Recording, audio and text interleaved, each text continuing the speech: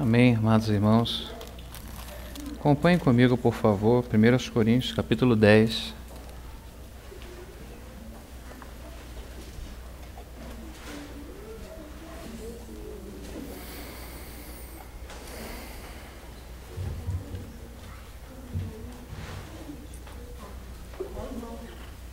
Primeiros Coríntios, capítulo 10.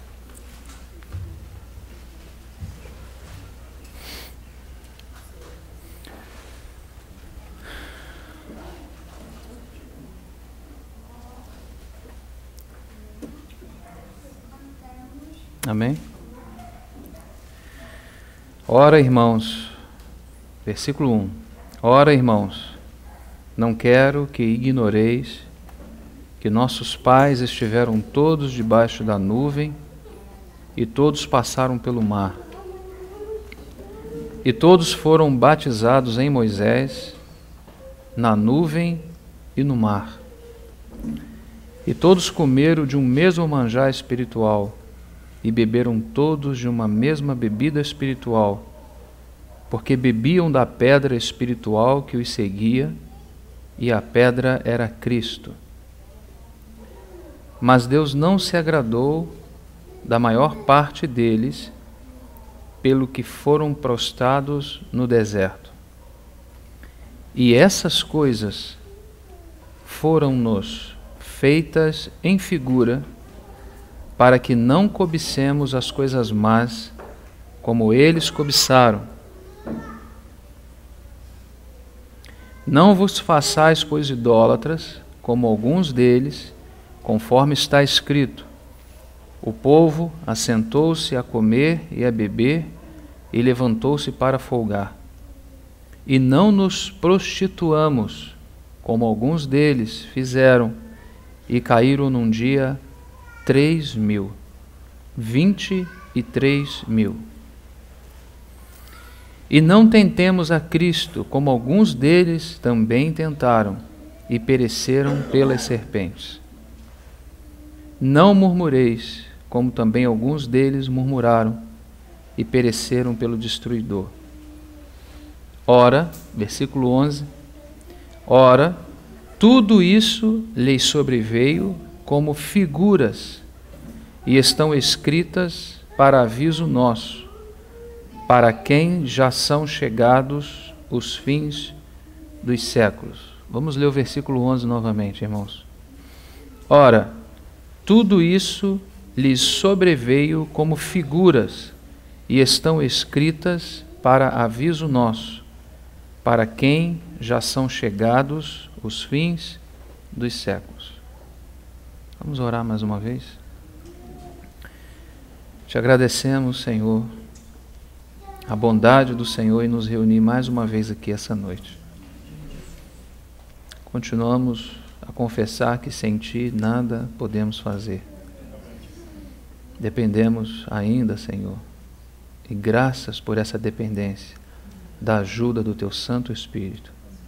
Conduza-nos na Tua verdade. A Tua palavra é a verdade. Pedimos que o Senhor abra a Tua palavra para nós e nos fale o coração. Nós pedimos em nome do Senhor Jesus. Amém. Nós vamos utilizar esse texto de 1 Coríntios capítulo 10 como a base de um pouquinho do que nós vamos compartilhar essa noite. Nós temos falado sobre casais, né, nesses 2 dias que o Senhor tem nos agraciado com a sua presença, com a presença dos irmãos, com a palavra, né? Esse tempo tem sido um tempo de bastante, digamos, de comunhão e de ganho para nós. Acredito que sim. E nós vamos seguir no mesmo, vamos dar continuidade ao mesmo segmento, não a sequência, obviamente, lógica, acerca do casamento em si, mas da vida como famílias. O que eu vou compartilhar um pouco com os meus irmãos é algo de muita simplicidade, algo que estão em poucos textos, que vão nos mostrar com bastante clareza a importância que tem a família no coração de Deus e também como devemos caminhar como família. Esse texto, no capítulo 10, por que escolhemos esse texto, começar com esse texto? porque ele é uma espécie de base neotestamentária, ou a base do Novo Testamento, para se ir ao Antigo. Muitas pessoas interpretam, né, o Antigo Testamento como uma coisa antiga, não só no sentido do Velho Pacto, mas antigo no sentido de já não poder nos servir para alguma coisa. Depende da maneira como você se aproxima a ele, né? Se a gente se aproxima com um véu no rosto, né, então nós vamos estar fazendo as mesmas coisas, os mesmos rituais, né, as mesmas formas, os mesmos modelos que foram colocados no Antigo Testamento, tendo em vista a lei como base para aquilo tudo, vontade de Deus no Antigo Testamento. Mas se o véu for retirado e pudermos olhar desde o Novo Testamento, desde essa chave maravilhosa que é o Novo Testamento, onde agora o Espírito habita em nós, e esse Espírito que habita em nós pode nos abrir os olhos para tantas realidades espirituais que estão contidas nas páginas do Antigo Testamento e que não podem efetivamente serem vistas, a não ser que o Espírito nos abra os olhos, não é? Muitas coisas estão fechadas no Antigo Testamento, por quê? Porque para olhar o Antigo Testamento você precisa chegar no Novo. Se você chegar, se você decolar, se você descer no Antigo Testamento, não é, sem o Espírito, o que você vai fazer? Você vai sacrificar animais, né? Você vai voltar para o princípio da lei, por todo aquele ritual, por todas aquelas questões que Deus orientou a Moisés. Aquilo foi importante, não é? Teve o seu tempo de importância, não é, para aquele povo, e o que é mais interessante é que ainda continua a nos falar. Quando nós chegamos no Novo Testamento, nós vamos observar uma base sólida, que nós podemos chamar de bases neotestamentária da tipologia veterotestamentária, base do Novo Testamento para se poder ir ao Antigo e poder sacar de lá as verdades, as mesmas verdades da palavra de Deus, né, que ali estão ocultas de alguma forma, né, em sombras, em figuras, em alegorias, mas que são altamente necessárias para nós. Por exemplo, quando você observa, por exemplo, o mistério de Cristo, o mistério de Cristo é algo que não começou no tempo, ele não tem origem no tempo.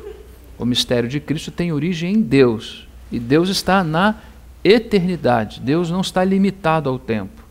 Para que a gente pudesse entender, nós falaríamos assim: qual é o espaço que Deus se move? Para que a gente possa entender, não que ele esteja limitado ao espaço e tempo, né? Então alguns gostam de dizer assim: bom, Deus vai da eternidade passada, ele se move da eternidade passada à eternidade futura, num só momento. Como o fato dele conhecer todas as coisas, ele não precisa de tempo para conhecer como nós precisamos. Nós precisamos de muito tempo para conhecer poucas coisas. Deus conhece num só momento todas as coisas perfeitas e completas. E conhece de uma forma tão completa que ele é capaz de gerar dele uma imagem que é idêntica a ele. Esse é o seu filho, não é? Na eternidade, Deus, quando olhou para si, ele falou: irmão, em que tempo da eternidade? Impossível determinarmos esse tempo, porque Deus é eterno. Então sempre quando a gente vai falar de Deus, nós vamos ter dificuldade, porque estamos limitados a espaço e tempo, e Deus não tem limitação alguma. Então na eternidade, no seu autoconhecimento, porque Deus é o único que conhece todas as coisas, não é? Ao mesmo tempo, sem necessidade de acumular conhecimento para tomar, né, ou algumas decisões, né, ou ter algumas conclusões. Deus não precisa disso. O que Deus precisa é de um momento, como se fosse um átomo, se é que podemos dizer que Deus precisa. Vocês estão me entendendo, não é? O que a gente quer dizer é que na eternidade Deus se autoconhece, ele tem um conhecimento de si, assim como nós também geramos de nós uma imagem, um certo conhecimento. Só que o nosso conhecimento, ele é um conhecimento falho, porque nós, por natureza, herdamos o pecado de Adão. Isso trouxe grandes danos para nós. Então, ao olharmos para nós mesmos, nós geramos de nós uma imagem muito distorcida, não é? Muito distorcida. Mas quando Deus olha para si, ele gera de si uma imagem também. Mas essa imagem que ele gera é tão perfeita, porque o seu conhecimento é perfeito, então ao olhar para si, ele gera uma imagem que é igual a si mesmo, não é? É exatamente igual. Eu posso dizer: irmãos, olha, eu sou assim, eu sou assim. Como é que você é, irmão? Olha, eu sou assim, eu tenho essa maneira, eu tenho esse jeito, eu tenho esse outro aqui, eu sou muito franco, né? A gente diz assim: eu sou muito franco, sou muito verdadeiro. A gente gera essas imagens da gente, né? mas muitas delas são falsas, não são tão verdadeiras assim, por causa do pecado, não é? Mas em Deus, em relação a Deus, ele gera uma imagem idêntica a ele, exata, exata. Essa imagem é o seu Filho. Ele é a imagem do Deus invisível, por isso que ele é a revelação daquele que está oculto. O Deus que habita numa luz inacessível, impenetrável, que não pode ser visto, nem tampouco compreendido, não é? Que é o Pai, né? Habita numa luz inacessível. Ele só possui a imortalidade. Existe alguém, existe uma pessoa que está tão identificada com ele, que foi gerada, por isso que diz que o Filho é gerado, ele não é criado, ele é gerado, foi gerado no seu autoconhecimento. Deus conhece a si e gera de si uma imagem que é igual a si e eterna. E essa imagem é o seu Filho, que o revela, que o dá a conhecer. Então por isso que quando Jesus anda aqui nessa terra, o que nós temos é uma imagem perfeita de como Deus é, do seu caráter, né, do seu modo, da sua maneira. Isso é muito rico, isso é muito precioso. E essas colunas importantes da fé cristã, elas estão todas elas lá depositadas no Antigo Testamento. Por quê? Porque o mistério oculto, o que Paulo chama de o mistério de Cristo, esse é um mistério que esteve em Cristo, e Cristo sempre esteve em Deus, e Deus não começou no começo. No começo Deus já estava, no princípio era, não está dizendo que ele começou. Quando começou tudo, quando teve um princípio, o verbo já era, já existia, não é? Porque ele é eterno. Então o que nós vamos observar aqui? Que o mistério de Cristo ele está antes do Gênesis, por isso que na revelação realmente Efésios está antes de Gênesis. Gênesis na cronologia vem primeiro e Efésios muitos anos depois, mas na revelação Efésios vem antes de Gênesis. Por quê? Porque Efésios fala do mistério de Cristo. E onde teve início o mistério de Cristo? No coração de Deus. Qual Deus? O Deus eterno. Quando começou? Como é que a gente vai dizer que começou? Não tem começo. Deus não tem começo e nem tem fim. Os seus projetos e os seus planos o acompanham desde a eternidade. E a gente fala assim, da eternidade passada, para que nossa mente possa entender, sim, lá para trás, né? Mas aonde exatamente, em que tempo? Impossível se determinar, não é? Esse é o nosso Deus. Então, todo o seu planejamento, todo o seu projeto está no seu coração. A sua igreja também está no seu coração. Nós falávamos que ela foi vista no dia em que ele desceu essa terra, por amor, subiu a cruz do Calvário, né? Por amor, voluntariamente, ninguém tomou sua vida, ele a entregou voluntariamente, né? E depois que o seu lado foi furado, sangue jorrou, né, para apagar todos os aspectos negativos do universo e água para introduzir aquilo que havia morrido na ressurreição, na ascensão e nos lugares celestiais. Então o sangue apaga o negativo e o Espírito introduz o novo. Por isso que nós somos chamados de novas criaturas. Realmente nós não somos adotados, nós nascemos de novo. Fazemos parte agora de uma nova criação. Isso é muito maravilhoso. Mas como Deus tem os seus planos e os seus projetos estão na eternidade com Ele, Ele precisa, num momento, fazer isso acontecer no tempo. Então Ele provoca o tempo, Ele cria o tempo. Não é? O tempo o que é? O que é o Gênesis, irmãos? É o começo não do propósito. O propósito acompanha Deus desde a eternidade. É um mistério que esteve oculto desde antes de todos os tempos. Mas que para colocar agora Ele na praticidade vai precisar ver o tempo. Então aparece o Gênesis. Que é o Gênesis para nós? O Gênesis são as sementes que Deus vai lançar nessa terra para produzir o seu propósito. Aquilo que estava no seu coração na eternidade. Está dando para acompanhar? Está dando? Então, Deus está na eternidade e o seu propósito com Ele. Agora Ele vai precisar estabelecer o tempo, porque esse propósito Ele vai chegar aqui até nós, né? Então agora começa, Ele cria a primeira parte, que é invisível, né? Os anjos, os seres celestes. Agora depois Ele faz todo esse sistema de coisas. O Gênesis relata muito bem isso, os primeiros capítulos de Gênesis, e aí Ele coloca o homem como a coroa aí da sua criação, num lugar de privilégio, num determinado jardim. Todo o seu propósito está aí. Então quando a gente diz assim, bom, precisamos de uma base neotestamentária para ir à tipologia, é porque muito tesouro está né, condensado no Gênesis. Quando você, por exemplo, lê Gênesis 1:26, quando fala da constituição do homem, irmão, você já parou para pensar nisso? Façamos o homem a nossa imagem e semelhança, é conferência para mais de ano. Porque aí está condensado todo o propósito eterno de Deus. Porque ele fala assim, façamos o homem a nossa imagem e semelhança, e diz assim, e domine. Ele está falando de reino. Ele já no início, ele já está falando, ele está demonstrando o seu propósito. Um homem coletivo, não é um homem só, é um homem coletivo.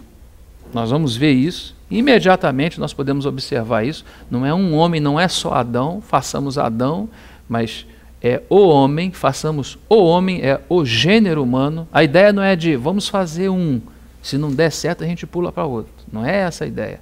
A ideia é de façamos o homem e correr o risco desse homem decidir livremente por algo, né, que Deus não gostaria que o homem decidisse. Tanto é que falou para ele, né, olha, de toda a árvore do jardim você pode comer livremente, mas da árvore do conhecimento do bem e do mal você não pode tocar, porque o dia que você comer dela, o que vai acontecer? Mas ele não falou nada da árvore da vida.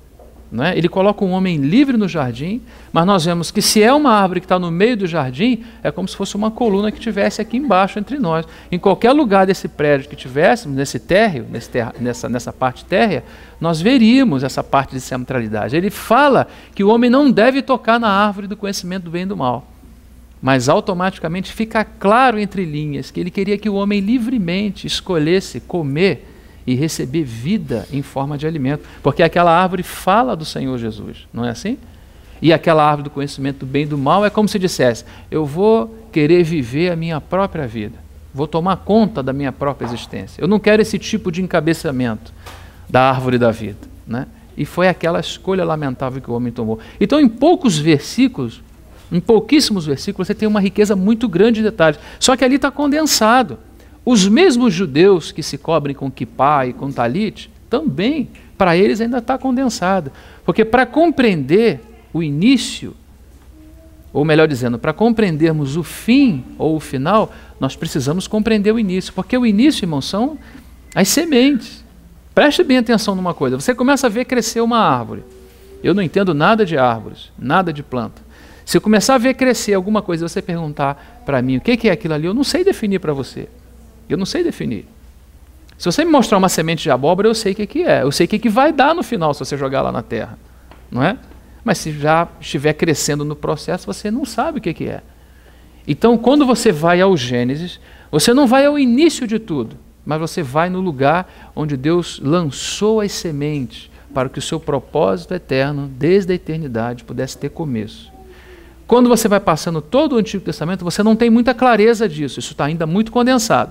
Mas quando você chega no Novo Testamento, quando você recebe a obra de Deus, quando você recebe o Espírito Santo, e quando ele pede você para olhar para trás, não é? Quantos amados irmãos têm feito isso? Vocês, por exemplo, já devem ter ouvido ou lido alguma coisa do irmão Macintosh, por exemplo, não é?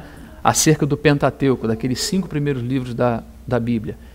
Que riqueza de detalhes, não é, irmão? Se você pega um judeu e dá para eles aquela Torá, sabe o que os judeus fizeram com a Torá? Eles fizeram o que hoje eles chamam de Talmud. O Talmud é uma interpretação da Torá. O livro sagrado judaico não é mais a Torá, nunca mais foi. Por que eles fizeram? Eles pegaram os 5 livros da Bíblia, não é? A chamada Torá, né? Que é dividida como Torá, Nebiins e Ketubins, que é a Torá, né? Os escritos e os salmos, assim está dividida a Bíblia do Antigo Testamento para eles, né? Eles tomaram a Torá e começaram a fazer a interpretação dela. Interpretação. O que aconteceu? Nasceu um livro de interpretação da Torá, que é chamado Talmud.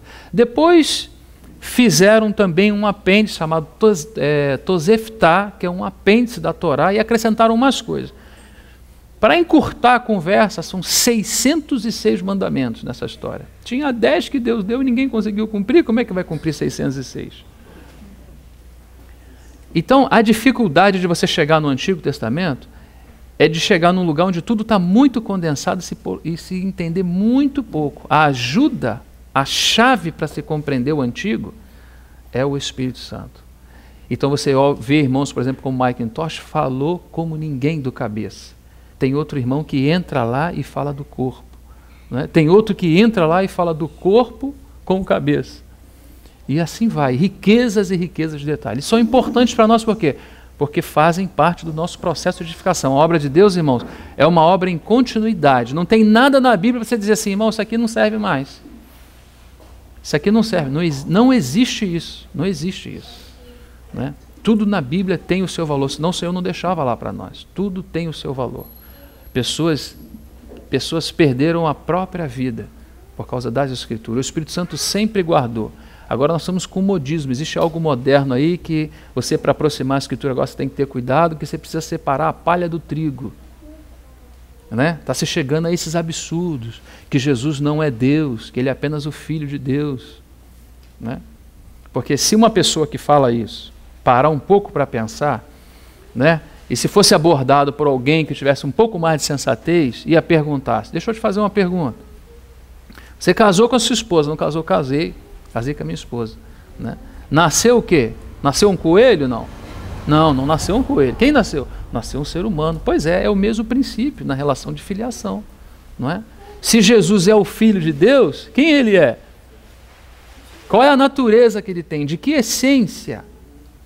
Não é? Qual é a essência na qual Ele existe, né? E subsiste como Filho? Então ficam muito simples as coisas. Mas agora tem essa coisa, por quê? Se ataca as Escrituras, sabe por quê, irmão, que se ataca as Escrituras? Porque tirar de você a fé, tirar de você o Jesus que habita em você, não é possível. Seria possível alguém chegar para você e falar assim, nada, rapaz, você contar um monte de experiência? Não, rapaz, isso são coisas psicológicas da sua cabeça. Experiências que você teve com Cristo são questões psicológicas da sua cabeça? Não são realidades. Você foi quem experimentou, você sabe disso. Não é? Então, qual é a arma do diabo agora? Bom, vamos atingir o documento no qual a fé deles está apoiada. Não tem como tirar o Cristo deles, mas tem como colocar problemas no documento. O que ocorre aqui? A sua fé está apoiada num conjunto, né? Num conjunto que é chamado documento também. Não é só revelação. A revelação, ela está contida num documento. A Bíblia é um documento, o maior de todos eles, não é? Preservado por milhares de anos, desde o Antigo e depois também no Novo Testamento. Se você estuda bibliologia sagrada, você vai aprender isso. Hoje, talvez, esse tema de bibliologia na teologia seria só uma coisa relacionada aos teólogos. Hoje precisa estar relacionado a muitos irmãos, talvez precisaríamos de conferência para compartilhar, para falar sobre isso, porque esse é o novo ataque, o mais recente e feroz ataque da fé cristã. Atacar os documentos. Por quê? Porque se eu coloco dúvida nos documentos, para você, eu vou colocar dúvida na sua fé. Eu não posso mexer na sua experiência. Posso?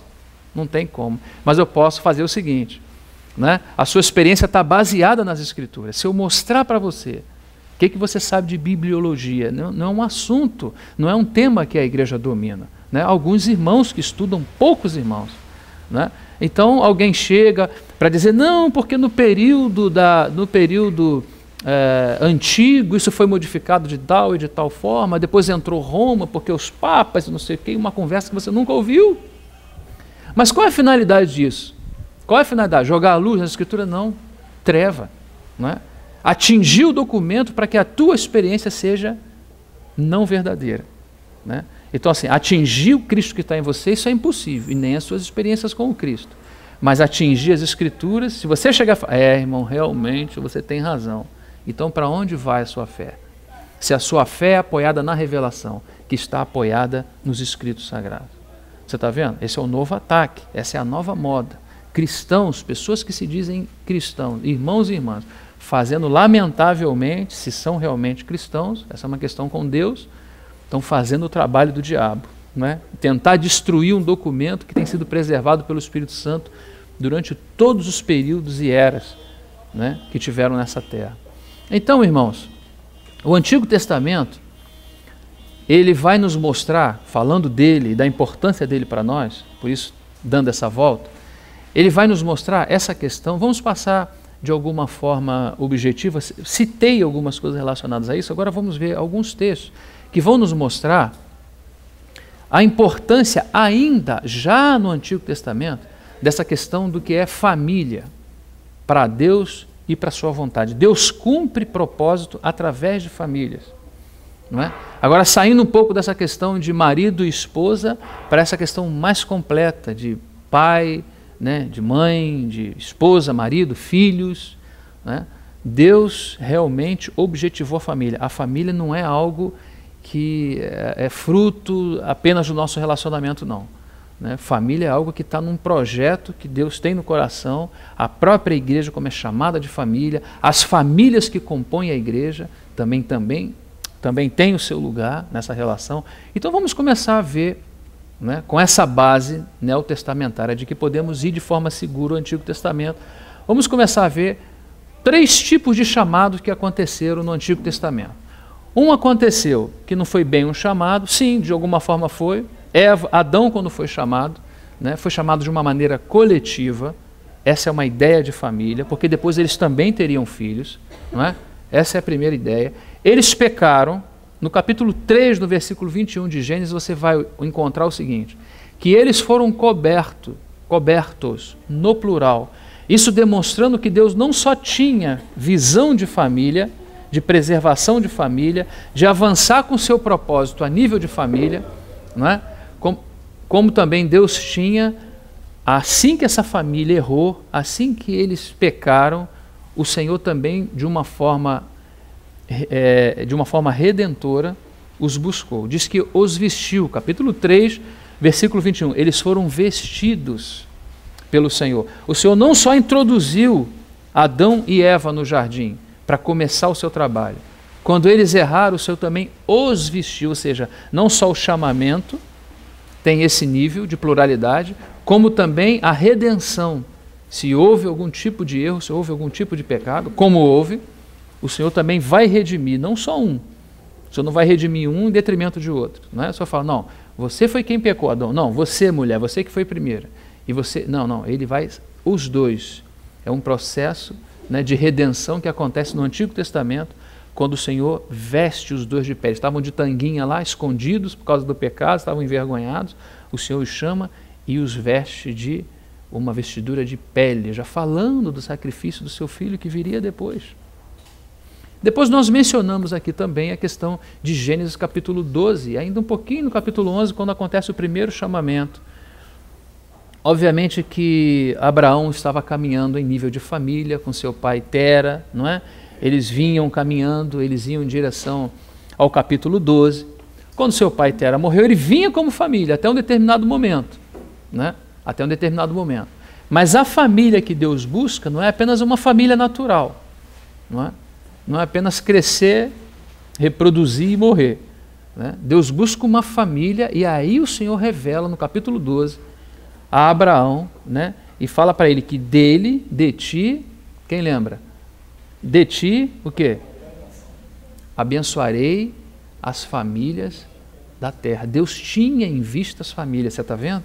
Chama um homem, tira o homem dessa família, ele tirou daquilo que é a sua família natural. Seu pai morreu. Se você olha o texto e fala assim, poxa, mas parece que há incoerência nisso, né? Porque se o pai morreu, Abraão agora é quem deve assumir. Mas não é assim que o Senhor faz. Quando Tera, seu pai, morre, ele é chamado novamente. O capítulo 12 é a segunda vez que Deus chama Abraão. Deus já havia o chamado. Isso é revelado lá no capítulo 7 de Atos dos Apóstolos. Ele já havia sido chamado, né? Mas parece que relutou um pouco e ainda estava dentro da sua própria família. Mas Deus quer alcançar as famílias. Ele começa com Adão, né? E todo esse processo chega agora a Abraão, né? E o Senhor tira ele da sua terra, da sua parentela, né? E agora vai levar ele a um caminho, né? Que ele não só vai ser abençoado, mas a partir dele as famílias da terra serão abençoadas. Então Deus quer família, porque aqui já começa a aparecer o propósito do querer de Deus. Por que Deus quer família? Porque Ele quer abençoar famílias. A nossa família precisa ser edificada, não é? Primeiro precisa ser edificada, porque através da nossa família, irmão, Deus vai abençoar outras famílias. Você hoje está sentado aí, como uma família, não é? Muitos irmãos aqui que representam, pode ser que não esteja completa, enfim, mas que representam as suas famílias. Muito provavelmente foram famílias abençoadas no passado que nos abençoaram para que estivéssemos aqui hoje. E a obra de Deus é uma obra que é uma espécie de uma sangria, ela é ininterrupta, ela nunca para. Por isso que Paulo fala para Timóteo: o que de mim ouviste, fortifica-te na graça, Timóteo. Porque tem que fortalecer na graça primeiro. E ele fala assim: o que de mim ouviste diante de muitas testemunhas, confia a homens fiéis. E que sejam idôneos. Para quê? Para ensinar a outros. Está vendo? Por que precisa ser ensinado, o ensino precisa ser passado a pessoas fiéis? Para que elas não percam o quê? Elas sejam fiéis com o conteúdo que lhes foi o quê? Confiado. Não é? Primeiro o Senhor precisa trabalhar a fidelidade em nós, para que então depois Ele possa nos confiar alguma coisa. Porque Ele fala assim: confia a homens fiéis. Quem é fiel segundo a carne? Naturalmente, a gente pode se envolver com a obra de Deus hoje, muito animado, amanhã a gente abandona. Aí fica como um termômetro, uma hora está bem, outra hora não está, outra hora está bem, outra hora não está. E esse conteúdo é um conteúdo que ele tem que passar pelas gerações, tem que dar continuidade. Timóteo foi alguém fiel, tanto prova que o Evangelho chegou até aqui nós. O Espírito Santo, acima de tudo, preservou esse conteúdo, mas na instrumentalidade de muitos irmãos, fez com que isso pudesse ter passado, irmãos, por muitas e muitas gerações, não é? A verdade para nós hoje é a seguinte: o que nós recebemos muito. Nós estamos nos ombros de muitos irmãos do passado, não é? Inclusive no presente. Mas nós estamos nos ombros de muitos irmãos, nós estamos aí já quase, digamos, virando a esquina. Não é assim? As coisas já estão se fechando, a obra de Deus já está num fechamento. Já estamos realmente em tempos escatológicos, é a última fase da teologia, da chamada teologia sistemática, que começa com Deus na eternidade e termina na escatologia nessa era, porque depois há novos processos. Mas para essa era as coisas estão se fechando. Então a questão é a seguinte, que está diante de nós: segue o trabalhar de Deus através das famílias, não é? Segue-se o trabalhar de Deus, segue-se esse conteúdo, esse depósito, esse conteúdo que nos foi confiado. Por isso, irmãos, que Deus dá tanta importância à família. Por quê? Porque Deus atinge famílias através de famílias. Amém? Quando você vê um servo de Deus ou uma serva de Deus, irmão, pode ter quase que absoluta certeza. Normalmente, claro que existem exceções, isso não é uma regra absoluta. E se fosse, toda regra também tem as suas exceções. Mas você vai sempre observar, né, que por trás de um servo de Deus, de uma serva de Deus, existem pais, não é? Quando estão numa linha cristã, existem pais que oraram, não é? Que jejuaram, que se deram, que se entregaram para que aquele filho fosse essa bênção, para que aquela filha fosse essa bênção. Sempre tem, não tem jeito. Tem alguém que fala assim: não, por trás de um homem assim, assim, assim, há sempre uma mulher e tal. Eu prefiro ficar com o Senhor. Eu acho que por trás de um homem de caráter existe um trabalhar do Espírito Santo. Por trás de uma mulher de caráter existe o trabalhar do Espírito Santo. Mas você vê claramente essa linha nas Escrituras. Qual linha? Essa em que Deus usa famílias para abençoar famílias. Então, quando o povo de Deus entra no cativeiro, dos muitos que por lá passou, especificamente o cativeiro no período do Egito, você vai ver que eles são chamados novamente. Eu queria ver isso aqui com você, Números capítulo 33. Eles são chamados, vocês sabem que eles estão em Ramsés, lá no Egito, e eles recebem um chamamento para sair de lá, para a terra que Deus havia prometido aos patriarcas. É a mesma obra, não é? Do mesmo início que começou, ainda no chamamento com Abraão. Números capítulo 33.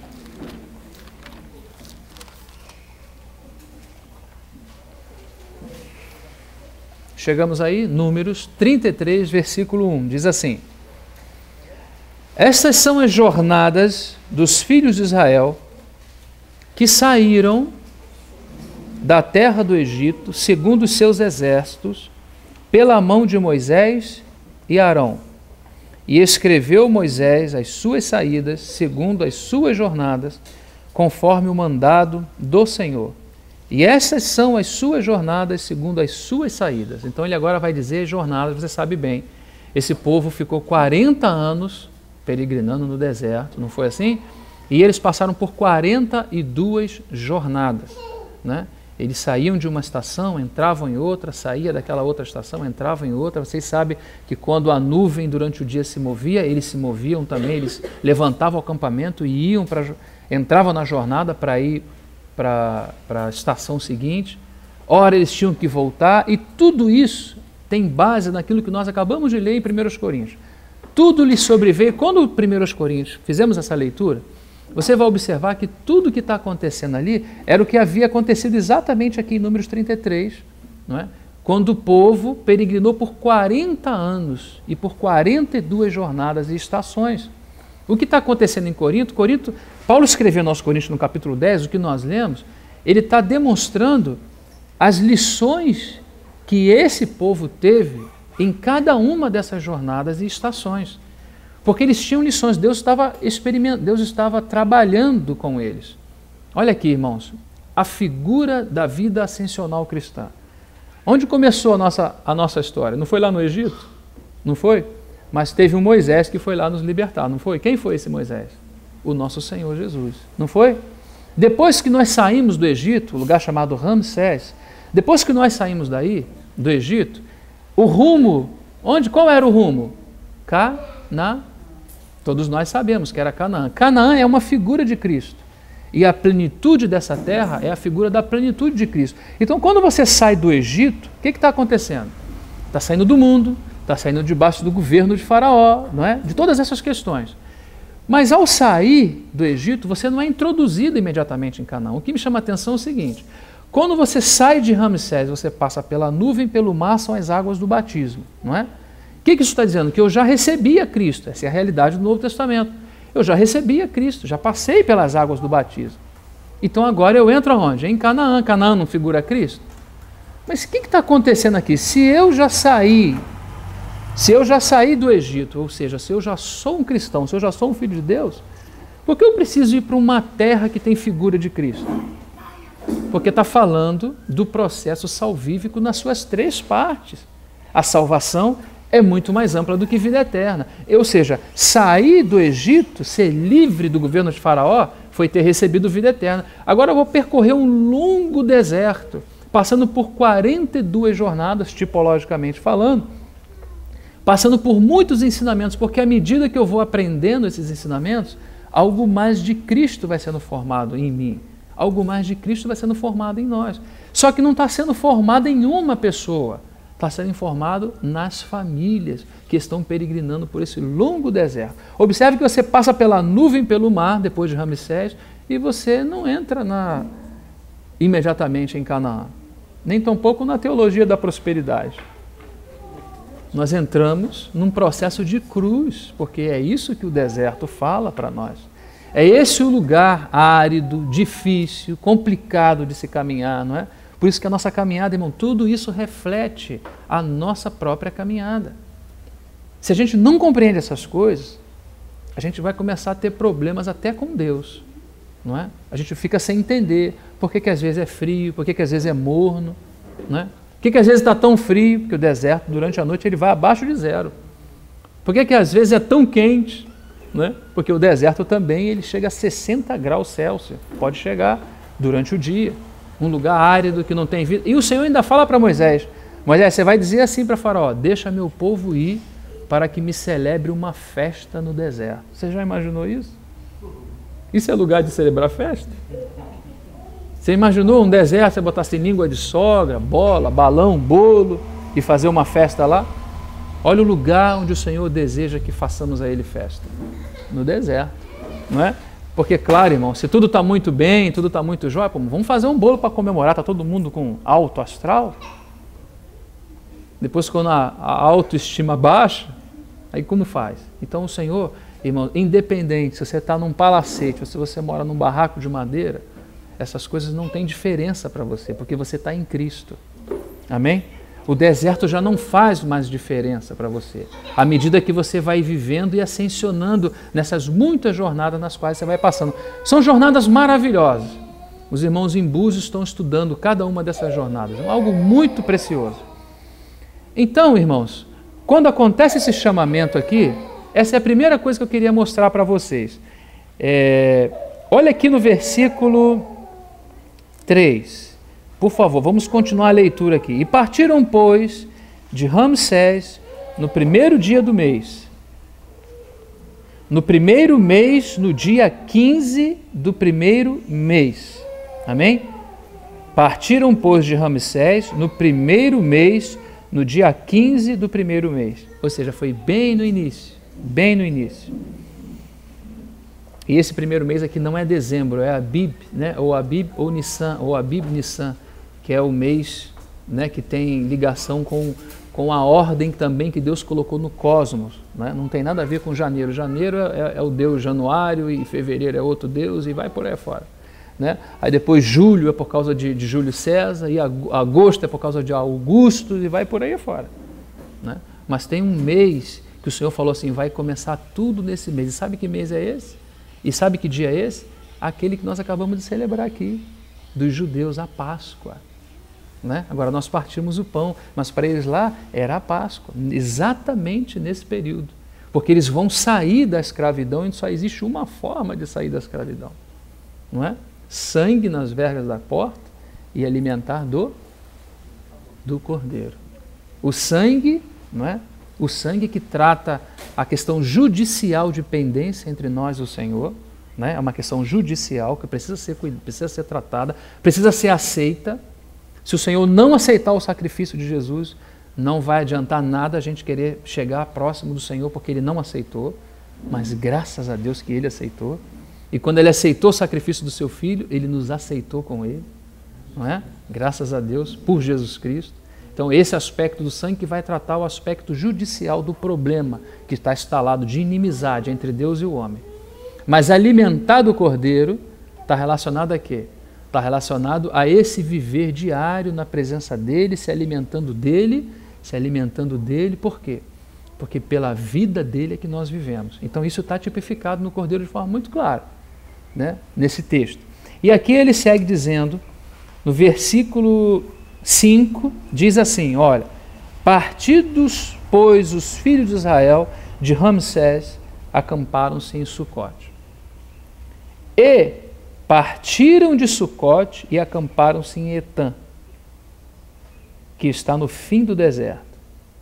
Se já não fosse bom o deserto, imagina o fim dele, né? Em outra escritura diz o fim do deserto, em outra escritura está atrás do deserto. Por aí vai. E segue aqui, versículo 7. E partiram de Etã e voltaram a Pi-Hahirote, que está de fronte de Baal-Zephon, e acamparam-se diante de Migdol. E partiram de Pi-Hahirote. E aqui, irmãos, eu vou parar aqui, porque ele vai seguir 42 partiram e chegaram. Partiram e chegaram. Está falando da nossa experiência. Assim é conosco. Até a plenitude de Cristo representada nessa maravilhosa terra chamada Canaã, né? A gente parte e a gente chega. A gente parte e a gente chega. O acampamento, às vezes, ele muda. Você já percebeu na sua vida que, às vezes, as coisas estão num rumo e, de repente, aparece um outro rumo? Não que você saia da direção em que do seu alvo, do seu objetivo, mas você percebe que existem estações diferentes, distintas. Às vezes você está caminhando com uma certa normalidade e, de repente, algo acontece. Você não deixou o Senhor, não deixou de caminhar, mas a sua vida parece que mudou radicalmente. O que é isso? São jornadas e estações. Nós estamos sempre partindo e chegando. Partindo e chegando. Quando partimos daqui, da figura A, é porque o Senhor já nos deu a lição da figura A. E aí chegamos na figura B. Chegamos, partimos porque já aprendemos a lição. Chegamos porque precisamos aprender nova lição. E assim vamos de experiência em experiência, conhecendo e prosseguindo em conhecer o Senhor. São as experiências cristãs, da vida cristã. Por 42 jornadas. Quando chega em Canaã, onde você chegou? Na plenitude. Você saiu desde lá do início de Ramsés, você já tinha Cristo, tipificadamente, não é? Mas o que você tem em Canaã? a plenitude de Cristo. Não é? No início recebemos a Cristo no nosso espírito, depois ele vai sendo, ao longo da nossa jornada, sendo formado na nossa alma. Por isso, como nós falávamos ontem e hoje, a necessidade da palavra, a necessidade do Espírito e a necessidade da cruz. Essas ferramentas são ferramentas poderosas para que o Senhor nos leve a essa terra, né, chamada Canaã, que é a plenitude de Cristo, falando da plenitude da vida cristã, da maturidade da vida cristã, onde acontece a união das vontades. Não é? É aí quando você quer algo que Deus também quer. Hoje Deus quer uma coisa, a gente quer outra. Não é? O Senhor vai ganhando, vai ganhando, vai ganhando nas saídas e chegadas, até que chega um momento, não é, que o Senhor fala assim, eu queria que você fosse para a esquerda. E você responde, se eu estou com o mesmo sentimento.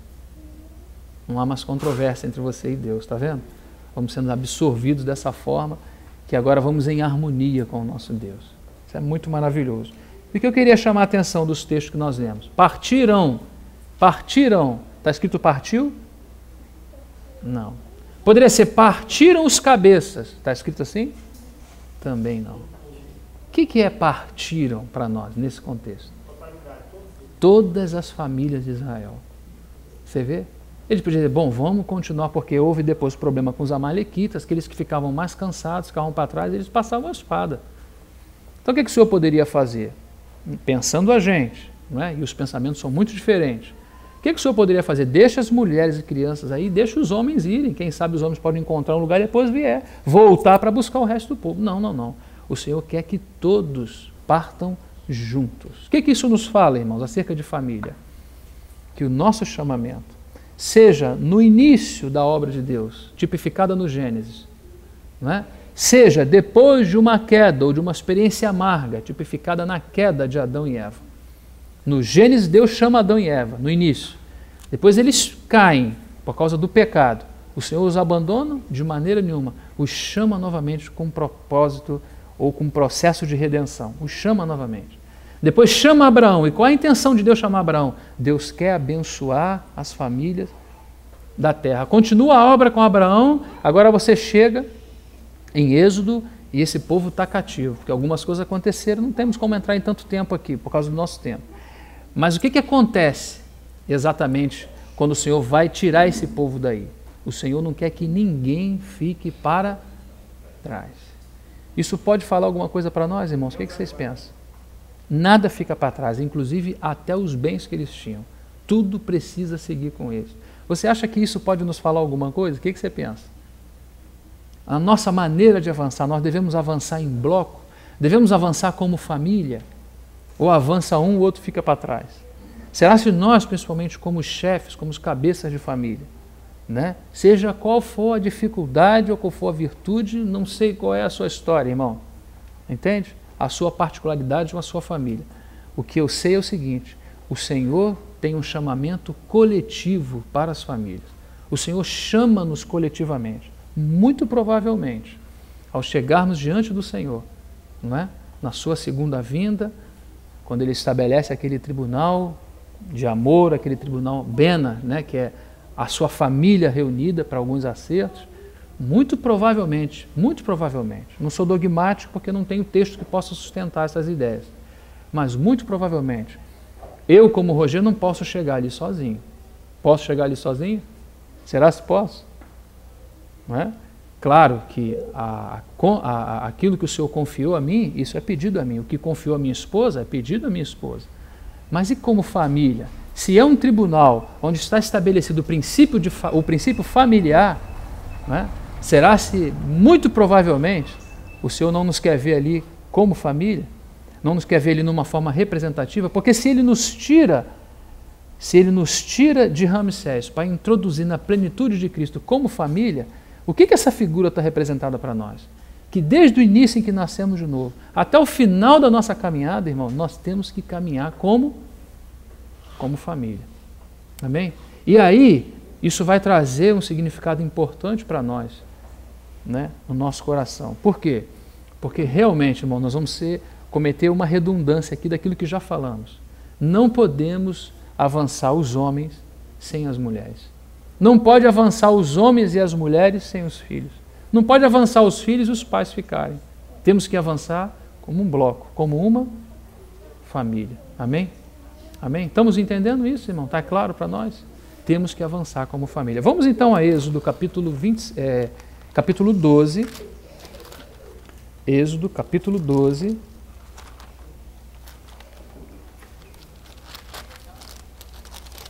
E aqui é a parte detalhada, porque Números, capítulo 33, fala da saída. Saíram, pois, de Ramsés e acamparam em Sucote. Fala só onde eles saíram e onde eles chegaram. Agora, Êxodo, capítulo 12, fala da experiência que foi sair de Ramsés, né? Então nós vamos ler só 2 versos que vão nos mostrar, Êxodo capítulo 12, que vão nos mostrar aqui esse princípio de família, a saída deles, né? Versículo 1, a instituição da primeira Páscoa, como se refere aqui o tradutor. E falou o Senhor a Moisés e a Arão na terra do Egito, dizendo: este mesmo mês vos será o princípio dos meses. Princípio dos meses. Este vos será o primeiro dos meses do ano. Abib. Falai a toda a congregação de Israel, dizendo: aos 10 desse mês, toma cada um para si um cordeiro, segundo o quê? As casas dos pais. Está vendo, irmão? Um cordeiro segundo as casas dos pais. Um cordeiro para quê? Para cada pessoa? Irmão, procura olhar para esse texto. E olha o que o Senhor está falando para você e para mim. O cordeiro, um cordeiro para o quê? Para cada... Aqui na minha tradução diz casa. A sua diz o quê? Família? Você vê?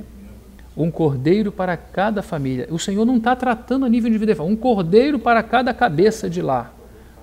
Não, um cordeiro para cada família. Porque todos precisam participar do cordeiro. Toda a família. Versículo 4. Mas se a família for pequena para um cordeiro, então tome um só com seu vizinho perto da sua casa, conforme o número das almas, que é a casa do vizinho também, né?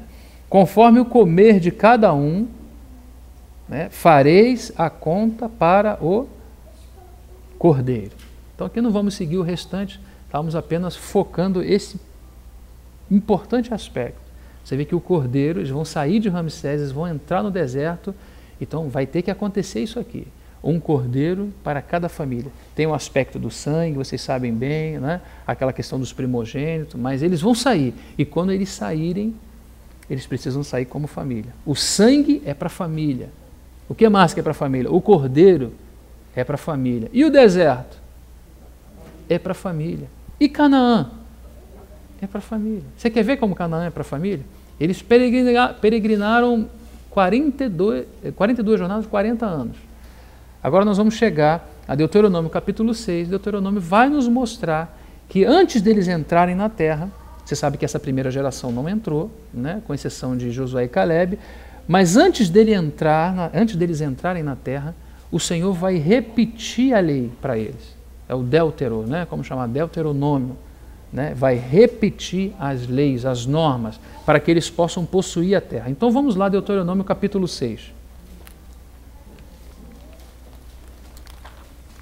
Deuteronômio, capítulo 6.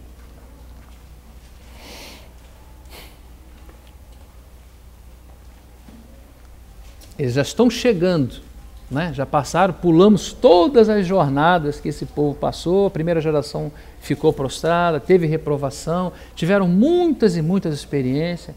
É muito interessante, irmão, olhar essas experiências desses irmãos, porque diz assim, essas coisas, como nós acabamos de ler lá em Coríntios, essas coisas foram escritas para quê? Aviso nosso. Nosso quem, Paulo? Deve ser alguém aí pelo século 20, 19, 18, para aqueles que têm chegado ao final dos séculos. E parece que é com a gente. Foram escritas para esse aviso, para que não aconteça o quê? A mesma coisa. Foi um filme que aconteceu e que pode ser repetido. Então a gente tem que ser cuidadoso. Então não tentemos a Cristo. Então eles começam a falar das lições, ele começa a falar de várias lições, de Zalmona, de Ritma, são várias lições que aparecem ali. Várias lições. né? E a gente tem que olhar agora com carinho. É importante a igreja estudar aquelas lições, porque ele fala assim, é para vocês que foi escrito. Aconteceu, é história com H, história verdadeira, né? Ela também é profética. Ela está querendo dizer o seguinte, como as 7 igrejas da Ásia, elas podem se repetir de uma forma negativa na vida dos filhos de Deus que estão chegando no final da jornada. Então é bom olhar essas jornadas com bastante cuidado, com a ajuda do Senhor, né? Para aprender também as lições e não colocar o pé no mesmo buraco que eles colocaram. Então no capítulo 6, que nós vamos ler agora, né, irmãos, ele está falando dessa chegada deles, essa chegada das famílias. As famílias agora estão chegando em Canaã. Então eles vão repetir as leis, as normas do Senhor, porque eles vão entrar na terra, vão possuir a terra. Então todas essas normas são aqui repetidas. Estes são, versículo 1, capítulo 6, versículo 1. Estes, pois, são os mandamentos, os estatutos, os juízos, que mandou o Senhor vosso Deus, para se vos ensinar, para que os fizesseis na terra a que passais a possuir, para que temais ao Senhor teu Deus e guarde todos os seus estatutos e mandamentos, que eu te ordeno. Preste atenção, irmão. Te ordeno quem? Que eu te ordeno, tu e teu filho e o filho de teu filho, todos os dias da tua vida, e que teus dias sejam prolongados. Tu, teu filho, pegou 3 gerações aqui, e o filho do teu filho. Os mandamentos não são agora para os cabeças, para tu, teu filho e os filhos dos teus filhos. Versículo 3, aqui nós temos o que eles chamam de Shema, né? Shema, que é ouve. Ouve Israel e atenta, perdão, o Shema é no versículo 4. Versículo 3, ouve, pois, ó Israel, e atenta que os guardes, para que bem te suceda, e muito te multipliques, como te disse o Senhor, Deus de teus pais, na terra que mana leite e mel. Ouve, Israel. Isso foi algo que Deus repetiu, irmão, durante todo o Antigo Testamento. Quando Israel não ouvia, sabe o que acontecia? Terminava em cativeiro. Ouve, Israel, ouve, porque, irmãos, realmente, a fé não é só um princípio que começa no Novo Testamento. A necessidade de ouvir já era lá vista no Antigo Testamento. Não é? Começa pelo ouvir o que o Senhor tem a dizer. Nós somos edificados naquilo que ouvimos o que Ele tem a nos dizer. E o que Ele nos fala é a sua palavra, é o seu Filho como centralidade, todas essas questões relacionadas à edificação da casa. Então ele fala aqui, ouve Israel, o Senhor, nosso Deus, é único Senhor, porque esse era o testemunho que precisava ser dado no Antigo Testamento devido à idolatria que havia. É o único Senhor. Amarás, pois, olha os mandamentos, ele vai começar a falar, amarás, pois, o Senhor teu Deus de todo o coração, de toda a tua alma, de todo o teu poder. E essas palavras que hoje te ordeno, estarão aonde? Esse é o primeiro lugar que precisa ser ganho na vida dos pais, no teu coração.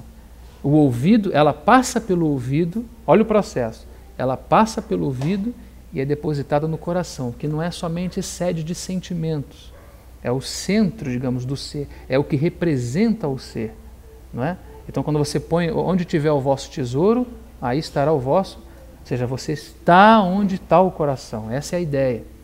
Então o que ele está dizendo para nós? A primeira coisa que precisa ser ganha nos pais é o coração, mas ele lança um outro princípio, o ouvido disposto a ouvir o que o Senhor tem a dizer, porque se o Senhor fala, irmãos, e se o seu servo ouve, o que vai acontecer? Essa palavra vai passar a governar esse que ouviu, essa é a palavra que chega ao coração.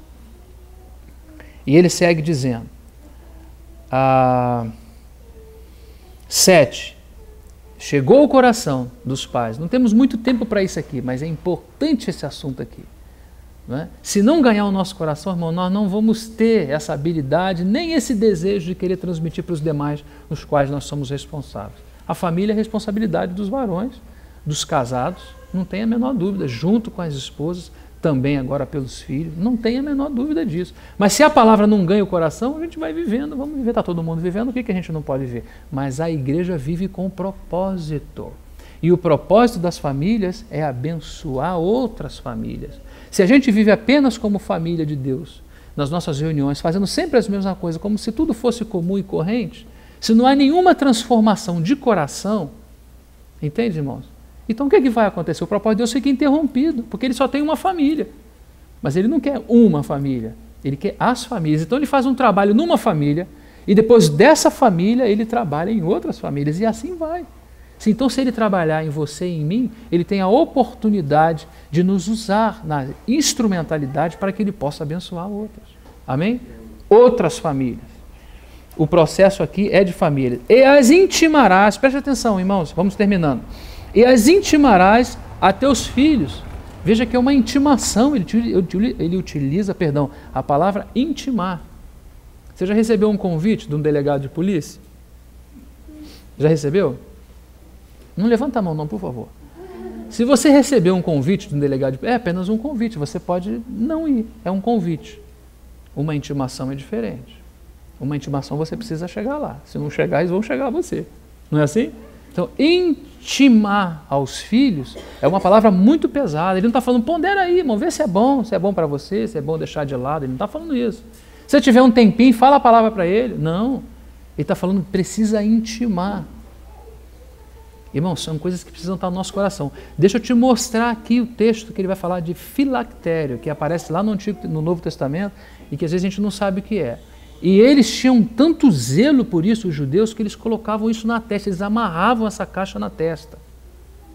Porque o filactério tinha que estar amarrado, era uma caixinha, uma espécie de caixinha de promessa, não é? Onde tinha os mandamentos e eles tinham que atar a testa, porque aqui o mandamento manda fazer isso. Vamos ler aqui primeiro e a gente vai tocando nesse ponto, que é importante. As intimarás os teus filhos e dela falarás assentada em tua casa e andando pelo caminho e deitando-te e levantando-te. Você vê a ênfase, irmão, do Senhor aqui em relação à família, né? A necessidade desse trabalho para a família. Também, versículo 8, também as atarás por sinal na tua mão, porque a palavra na mão fala do serviço, não é? Assim como da testa fala da renovação da mente.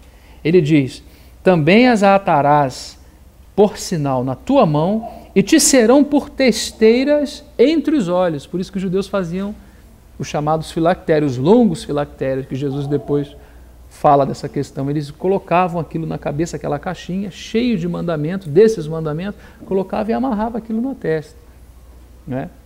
Eles levavam aquilo ao pé da letra, de forma muito séria. Hoje, para nós, o que são os filactérios?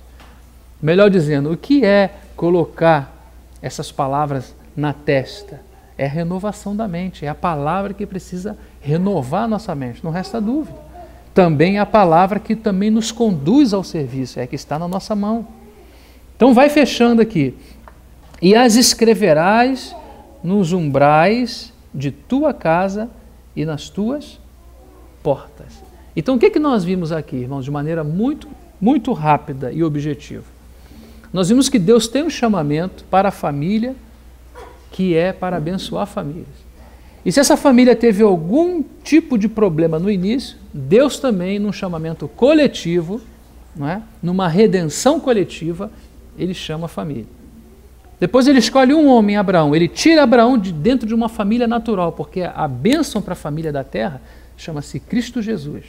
Então ele vai trabalhar com Abraão e já vai começar a dizer o que vai acontecer, porque Abraão, né, que é um dos patriarcas, ele é o primeiro a receber essa visão do que Deus vai fazer lá na frente. E depois você vê realmente Deus fazendo. Quando Deus tira o povo de Israel do Egito e partiram, ou seja, saíram em bloco, saíram coletivamente, saíram como família. Irmãos, nós como igreja precisamos sair como família. Amém? Precisamos caminhar como família. Precisamos entender, irmãos, isso, com muito cuidado. A gente tem que ter o cuidado nas questões simples. Às vezes nós temos muito costume de andar muito na frente e deixar os nossos familiares para trás, né? Às vezes até para ir para uma reunião. Muitas vezes a esposa se atrasou porque teve que cuidar do filho, a hora já chegou, o marido foi-se embora e largou a esposa para trás. Já vi casos do irmão chegar de carro na reunião e a esposa vinha andando. Aí você fala, puxa, irmão, você falou do propósito de Deus e agora entrou nesses detalhes que parece que são tão insignificantes. Não são, não. Eles revelam a realidade espiritual do nosso coração. Quando você entende o que é a família, você vai querer andar com ela, servir a ela, cooperar com ela, porque ela é uma ferramenta na mão de Deus para a bênção de outras famílias. E não somente isso, nós pais somos os responsáveis, não só em sair de Ramsés como família, entrar em Canaã como família, chegar à plenitude, chegar no final do negócio como família. Então, irmãos, que o Senhor nos ajude, amém? Que o Senhor nos desperte, porque primeiro o texto que nós lemos, ele fala de coração. A palavra precisa ganhar o nosso coração primeiro. Se não ganhar o nosso coração, a gente vai falar, bom, amém, amém. A gente fala amém, sabe? Mas não é um amém que Deus quer ouvir, sabe? O amém que Deus quer ouvir, falar, Senhor, então, se é assim, que eu possa avançar como família, me ajude. Se eu tenho errado, é um momento muito bom, sabe para quê, irmãos? Principalmente nós, irmãos, podemos acertar essas contas com as nossas esposas, que por muitas vezes ficaram para trás nos nossos processos rápidos de ir à frente. Deus não chama o varão, chama ele com responsabilidade. Deus chama a família. Deus não chama a mulher, Deus não chama o filho, Deus chama a família. Claro que o chamamento é individual, mas ao mesmo tempo ele aparece coletivo. Deus quer que famílias saiam e Deus quer que famílias entrem. Ele quer que saia e também Ele quer que entre como família. Temos jovens aqui que iniciaram o casamento. Tem uma longa jornada de Ramsés, né, até a terra de Canaã. Vai aprendendo, irmão, irmã, esse princípio. Caminhar juntos, amém? A proteção em caminhar juntos, a glória em caminhar juntos, não é? Há respeito, há muita virtude em caminhar juntos. Aprendemos em caminhar juntos. Essa é uma coisa que nós precisamos aprender. Por quê? Porque nós temos um caráter muito individualista. Nós não somos apenas indivíduos, somos muitos de nós, muito individualistas. Então, rapidamente, quando a gente vai ver, alguém já ficou para trás, a gente já foi, né? A nossa maneira de caminhar sozinho. Mas o Senhor quer que você cresça, que a sua esposa cresça também, que os seus filhos também cresçam. Então pense nisso, irmão, e que o Senhor te abençoe. Amém? Em nome do Senhor Jesus. Vamos orar. Nós te agradecemos, Senhor. Te agradecemos pela oportunidade de termos aqui na terra aquilo que o Senhor já sempre foi nos céus, uma família. O Pai, o Filho e o Espírito Santo. Realmente, Senhor, é um grande privilégio para nós também podermos sermos chamados como família. Nós pedimos ao Senhor que o Senhor perdoe os nossos pecados, que o Senhor perdoe o nosso individualismo, a nossa maneira de olhar apenas para nós e de seguir os nossos passos subjetivamente. Pedimos a Ti, Senhor, que o Senhor nos ajude a caminhar como família, para que possamos cumprir o propósito do nosso chamamento coletivo. Senhor, em nome do Senhor Jesus, também por nossos irmãos que aqui estão, por situações distintas que aqui se encontram. O Senhor é o Deus das famílias. Senhor, abençoa as famílias da Tua igreja, da Tua casa. Senhor, seja com cada irmão, com cada irmã, com cada posição dentro do lar, dentro da família, dos varões, daqueles que foram chamados, Senhor, para governar.